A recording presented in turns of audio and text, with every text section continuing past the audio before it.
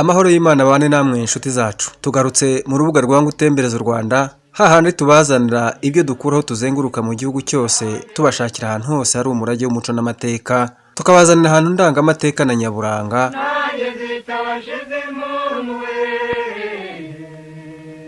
kandi tukabazanira n'abihamya byabyo.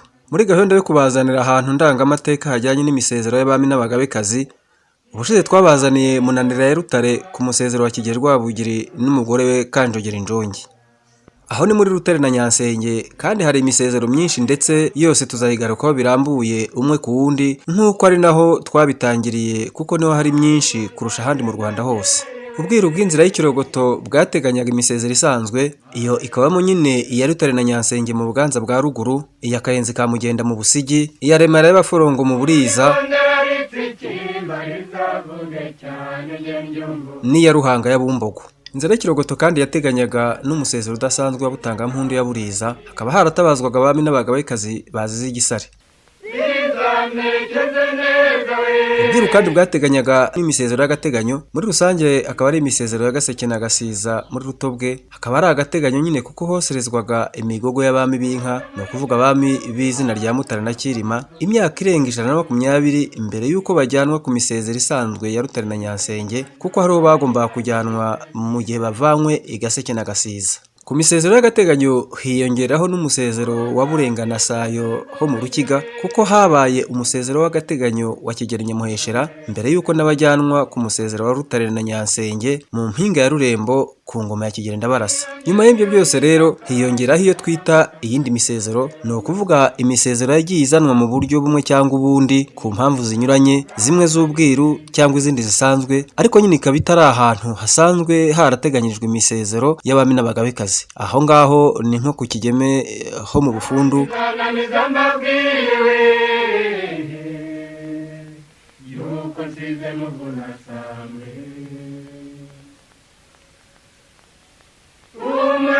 Kanyinya mu mpinga ya Nyamweru yahindutse Shyorongi, Inyamirembe ya Gishubi, Mayebe Gitanga na Mayebe Nyakabungo mu Marangara ya Mukingi. Hari rero n'undi musezero wo muri icyo cyiciro cy'indi misezero nk'uko maze kubivuga, ndetse wo ukaba ari uwavubaha cyane. Uwo ni umusezero wa Mwima na Mushirarungu. Aho Mwima na Mushirarungu turabashuhuje,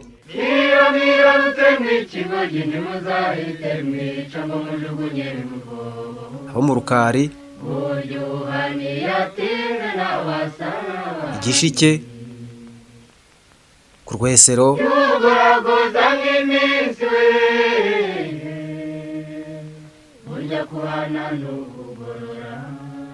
mu Gakenyeri,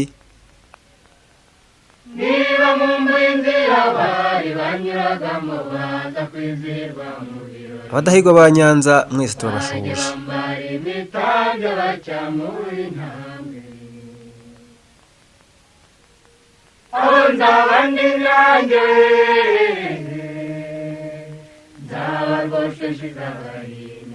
Umusezero wa Mwima iya Nyanza y'abadahigwa, aho niho tugiye kubatembereza muri aka kanya, nyuma tukazasubira ku yindi misezero.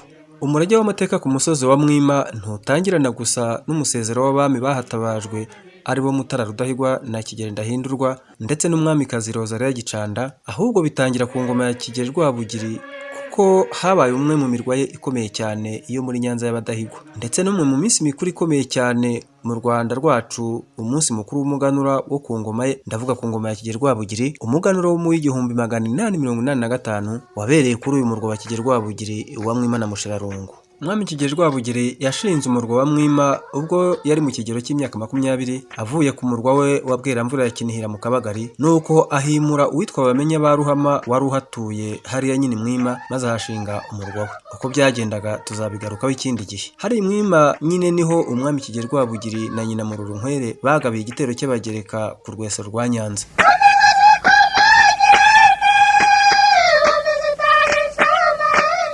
Hazi arareba ko hateganye rwose, hagati hanyuramo gusa impinga ya Rukari. Imwima niho Kigeli Rwabugiri yashakiye abagore be ba mbere 3, Nyiraburunga n'abavandimwe 2, Nyiramarora na Nyiramparaye bende Nzurumbanje. Mwima rero ifite amateka akomeye cyane. Naguhinda mutsanirayo, naguhinda muri Birumvikana icyo gihe Kigeli Rwabugili yari akiri muto kuko byari bikiri mu rwimo rw'ingoma ye, aho yavuye ikaganza yakuriye agatangira kubaka imirwa ye, kandi n'ubundi hari Mwima si kure cyane y'ikaganza aho yimikiwe, bivuga ko yari ataratangira kwagura imirwa ye yo mu gihugu hose. Icyo rero ni igihamya ko amateka ya Mwima ari aya kera cyane.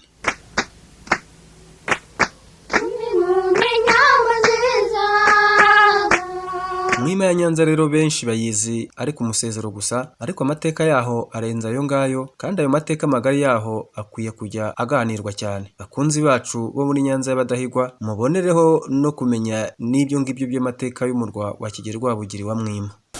Kanyana, urabona ko uyu ni umurinzi rwose wo ku murwa wa Rwabugili. Kuko Rwabugili turabizi ko mu mirwa yagize muri aka gace hari n'umurwa wa hano i Mwima. Kandi twibuke ko Rudahigwa ajya gutanga cyajyaga muri ya nama y'u Burundi, kuko yari abizi mu buryo bumwe cyangwa ubundi, niba ataranabizi 100% ariko yarabikeka, kandi abandi benshi barabibonaga basesengura. Ndetse no muri rwa rwandiko umutware Michel Kayihura yandikiye mugenzi we Eliya Gitambaro, hari ahantu abivuga. Inyandiko ari igihe tuzagira igihe tuyisome tuyisobanurira abantu tuyireba neza, inyandiko nziza cyane yanditse mu Gifaransa. Hari ahantu abivuga bigaragara ko mu by'ukuri Mutara Rudahigwa agiye muri ya nama i Bujumbura yarabyumva ko ari ikintu kizakurikiraho kitari cyiza, kandi ko byagenze koko. Bavuga ko rero ababizi akurikije ibyo yareba, ababizi rero bavuga ko yasize avuze ko natanga azatabazwa kwa sekuru hano Mwima, kuko nyine urumva Kigeli Rwabugili ni sekuru, se wa Musinga, se wa Musinga, kandi Musinga ni wese wa Mutara Rudahigwa. Dukurikije n'ibyo tubona hano, kuko turabona ibimenyetso by'umurwa, turabona uyu murinzi, twabonye n'ikigabiro hariya hirya kiri kumwe n'umurinzi nanone, turabona n'ikindi kigabiro hariya hepfo kiri kumwe n'umurinzi nanone, bigaragaza ko aka gasozi kose koko kari umurwa wa Kigeli Rwabugili, umwe mu mirwa ye yo muri aka gace, harimo za Mukingo na Mwanabiri n'indi mirwa yagize muri aka gace, ariko hano biragaragara ko rwose wari umurwa w'umwami Kigeli Rwabugili. Nyuma rero nk'uko Mutara Rudahigwa yasize abitegetse, akaba ariko bigenda koko, hahita hano haba umurwa wa mu buryo bubiri, umurwa wa Kigeli Rwabugili nk'umwami, ariko nanone hakaba umusezero wa Mutara Rudahigwa, kandi burya naho umusezero w'umwami uri n'ubundi hakomezaga kwitwa ku murwa w'umwami. None n'abami bamukurikiye bakagenda bahamukurikira, turabona ko n'ubundi murumuna we Kigeli Ndahindurwa n'ubu nawe yatabajwe ahangaha, ndetse n'umwamikazi Rosalie Gicanda akaba yatabajwe ahangaha. Tukaba tuhafite imisezero itatu koko, ndetse ngiri iragaragara, dore umusezero, ikimenyetso cy'umusezero wa Kigeli Ndahindurwa, dore ikimenyetso cy'umusezero wa Mutara Rudahigwa cyo hagati, dore n'umusezero w'umugore we umwamikazi Rosalie Gicanda ku ruhande. Ni ibintu bisobanutse rero rwose hano, kuko biragaragara ko ari igicumbi gikomeye cyane cy'umurage w'amateka, cyane cyane abo bami uko ari batatu n'amateka bashamikiyeho. Ahangaha ni ku murwa wa Kigeli Rwabugili wa Mwima, ni mu nkengero rwose y'umusezero wa Mwima. Nk'uko twababwiye iby'Ibuhoro na Kigabiro kwa Yuhi Gahindiro n'ibindi byinshi tuzakomeza kubibazanira, mwebwe mukomeze kubana natwe gusa. Mu mpera z'ingoma y'umwuzukuru wa Kigeli Rwabugili, ubwo ni Mutara Rudahigwa, muri Nyakanga y'1959, ubwo yari agiye mu nama i Bujumbura, yari azi neza ko abakoloni bamugera amajanja kandi bagambiriye kumuhotora, kandi niko byagenze koko, kuko yagiye ari muzima, ariko hakagaruka umurambo uvuga umugogo w'umwami ku ya 25 Nyakanga 1959. Yari abizi neza kuko bahoraga bamwibutsa ibyo bakoreye ise Musinga, byabaga ari ukumucira amarenga ko nawe yiriwe ataraye, rwari urusibi aho ruzanyura, kandi bwarakeye birabada.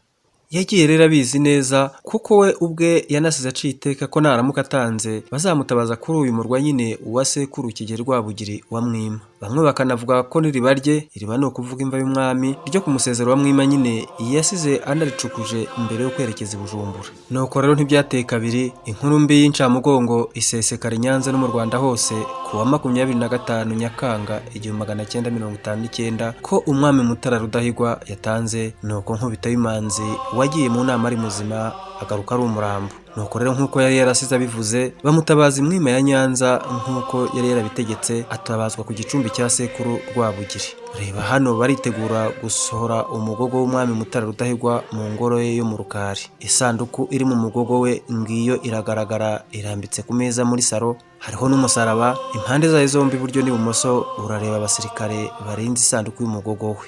Ahangaha naho urabona guverineri wa Rwanda Urundi akaba na vice guverineri wa Congo Belge Rwanda Urundi ariwe Jean Paul Haruwa arunamira umugogo wa Mutara Rudahigwa anawusezeraho bwa nyuma, nubwo bwose ariwe wari umucurabwenge mukuru w'ibyabaye byose. Umenya ibyaguru kwiyerurutsa. Niba usanzwe uzi hariya mu rukari kwa Rudahigwa, urabona neza ko hano ari mu ngoro ye iyo mu rukari nyine, nubwo ari mu mafoto y'umukara ya kera ariko biragaragara. Cyakora nyine ku batahazi ubu haravuguruwe, dore ishusho yaho ya none. Urabona rero abagabo bateruye isanduku y'umugogo wa Mutara Rudahigwa bawuvana mu nzu bawuzana ku karubanda ngo rubanda bamwunamire kandi bamusezeraho bwa nyuma.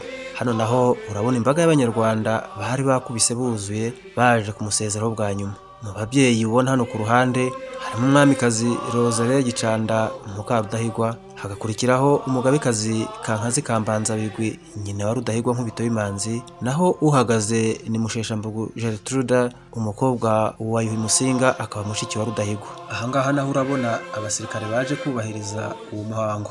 Ni abasirikare b'abanyekongo kuko u Rwanda rwo muri ibyo bihe by'ubutegetsi bw'abakoloni b'Ababiligi rwari rutakigira ingabo zarwo, cyane cyane ko kuva igihe ingabo z'Ababiligi zari zimaze kwirukana iz'Abadage mu Rwanda mu gihe cy'intambara ya mbere y'isi yose, u Rwanda ntirwongeye kugira ingabo zarwo bwite mu gihe cy'ubutegetsi bw'Ababiligi. Ngizi ingabo z'Ababiligi nyine urazibona mu Karasisi muri ka Kigali zuzuyemo abanyekongo nyine. Ngizo kandi Mwima mu itabazwa rya Mutara Rudahigwa, hagati ya buri paratuni y'abasirikare b'abanyekongo urabonamo umuzungu w'umubirigi.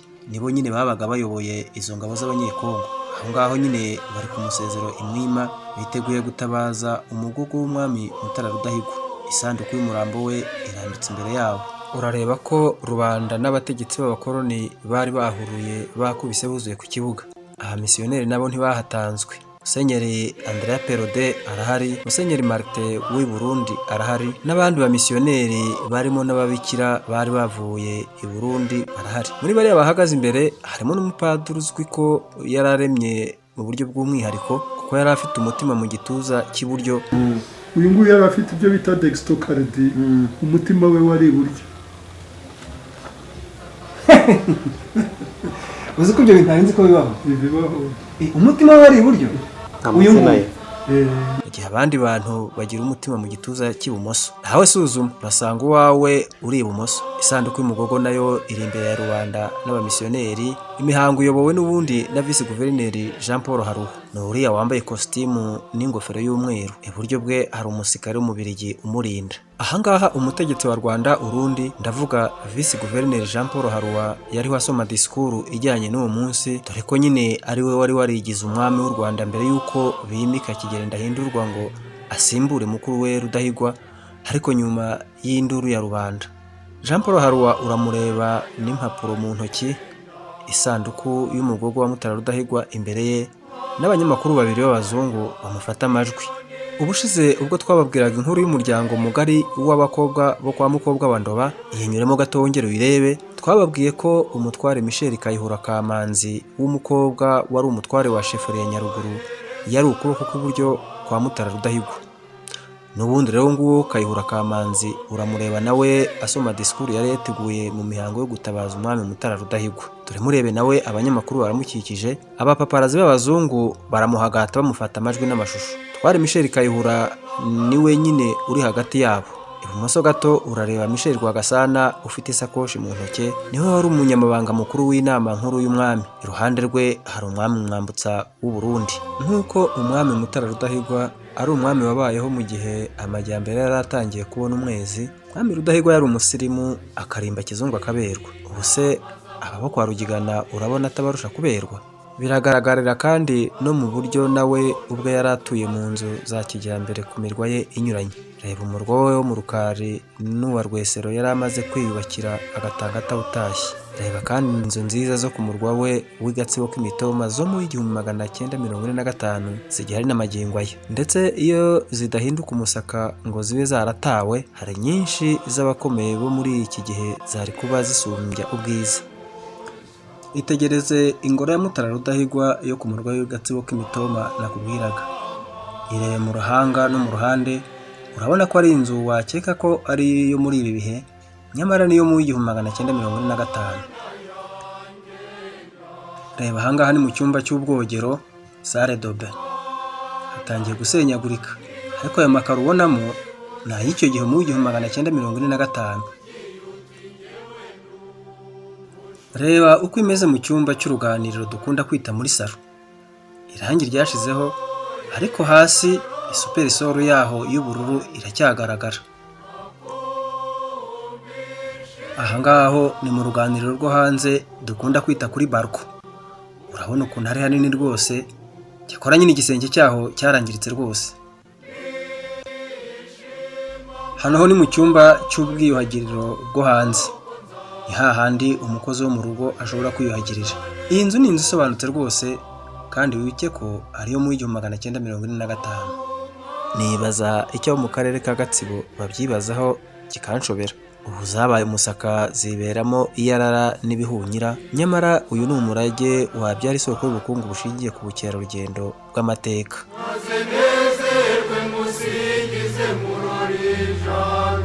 Reba kandi uburyo yambaraga hamwe n'abatware be, ngabo mu mikenyero myiza ikeye cyane y'umweru n'amakoti, amakositimu n'amakaravati. Uramureba hagati y'abatware be barimo Rwubusisi rwa Kigenza, rwa Butogo rwa Kabare, Simoni Nyiringondo wa Mvukuye, rwa Mpungu wa Gashamura ka Rukangirashyamba n'abandi. Reba imikino yakinaga n'uburyo yagendaga mu modoka n'ibindi nk'ibyo. Uramubona aho ngaho akina tennis. Uko ni nako rero n'umusezero we utandukanye n'indi misezero y'abakurambere be, kuko iyindi abandi bami yo yageraga igihe igahinduka igihuru kinini cyane cy'ingara z'iminyinya, hakameramo imiko, imiyenzi n'imivumu minini cyane ku buryo yabaga iteye ubwoba, ikazamo n'inyamaswa nk'ingwe n'izindi nyamaswa z'inkazi, ku buryo nta wahageraga uretse abiru babaga bashinzwe kuhakorera imihango y'ubwiru bw'inzira y'ikirogoto ijyanye nabwo. Umusezero wa Mwima ya Nyanza rero wabanje kubamo umugogo wa Mutara Rudahigwa. Arahatabazwa Mutara Rudahigwa nkubito y'imanzi. Umugore we Rozare Gicanda asigara ari umupfakazi, ariko n'ubundi abagome bishe u Rwanda nawe bamwishe muri jenoside yakorewe Abatutsi muri Mata 1994. Inzu Umwamikazi Rozare Gicanda yabagamo i Butare nayo ubu yabaye itongo rikabije, aho umubiri we ubonekeye nawe bamusangisha umugabo we Rudahigwa, bamutabaza iruhande rwe hano nyine kuri uyu musezero wa Mwima na Mushirarungu. Kugeza mu gihe bahazanaga umubiri wa Rozare Gicanda hariya Imwima, byibura umusezero wa Mwima wari utunganyije birushije iyindi misezero iri mu gihugu. Reba nawe uwugereranye n'uwa Kigeli Rwabugiri w'imunanira muri Rutare, nubwo bwose urimo ubusa kandi nyirawe yibereye mu bubiko muri mize y'Ihuye. Gusa nyuma y'aho umwami wa nyuma w'u Rwanda ari we Kigeli Ndahindurwa wari ku ngoma mu 1959 1961 nawe atabarukiye ku ya 16 Ukwakira umwaka wa 2016, maze umurambo ukazanwa Imwima iruhande rwa mukuru we Rudahigwa. Umusezero wa Mwima warushijeho gukuza izina no kuba umurage ukomeye w'amateka. Umusezero wa Mwima wakomeje kwitabwaho no guhabwa ubwiza n'urwego rukwiranye n'umurage w'amateka uhagarariye koko. Urareba ko ari ahantu hatunganyijwe rwose ku buryo biteye ishema abadahigwa ba Nyanza kuba amateka yahari Mwima abungabunzwe mu buryo bukwiye.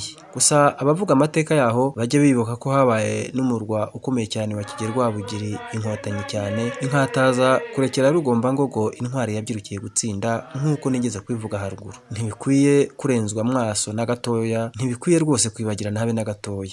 Hano hantu Mwima ya Mushirarungu habereye umuganura w'u Rwanda wo mu 1885, kandi nta rujujo ruhari kuko ibimenyetso by'umurwa wa Kigeli Rwabugiri wahakorewe umuganura biracyagaragara rwose, nyamara bimwe biracyari mu kigunda. Naho rero hakwiye kubungwabungwa maze Mwima ya Nyanza ikarushaho kuba Mwima yo ku mukondo koko.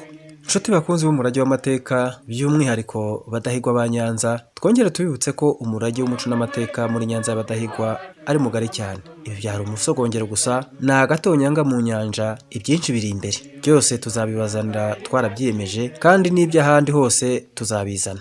Muzatugaye guhera, ntimuzatugaye gutinda, kuko ntibiba byoroshye. Dore hari naho tugera tukabura inzira. Ntabwo byoroshye rero, ariko gahoro gahoro ni rwo rugendo. None se abo mu tundi turere turimo imisezero mutegereje iki ngo umurage nk'uyu nguyu mubungabunge muwuhesha agaciro? Imisezero ya Rutare na Nyansenge iteye agahinda, irimo Kayenzi, Munanira, Rambura, Kabira na Gatwaro. Kayenzi ka Mugendaho muri Rulindo nuko, aba muri Kamonyi, Nyaruntu ya Nyamirembe ya Gishubi ntacyo babwiye. Remera y'Abaforongo mu Buriza bwa Rurindo iribagiranye. Kigeme y'Abufundu nuko. Gutanga mpundu na Kibwami sinakubwira. Abo mu mirenge bireba murabura iki ngo mubishyire muri gahunda, maze uyu murage w'amateka yose abitse mu mirenge yanyu ahabwa agaciro. Ducukirije ahangaha rero, umurage w'umuco n'amateka byo birakomeje hano iwacu. Nawe komeza kubana natwe wunguka ubumenyi butagusaba ikiguzi.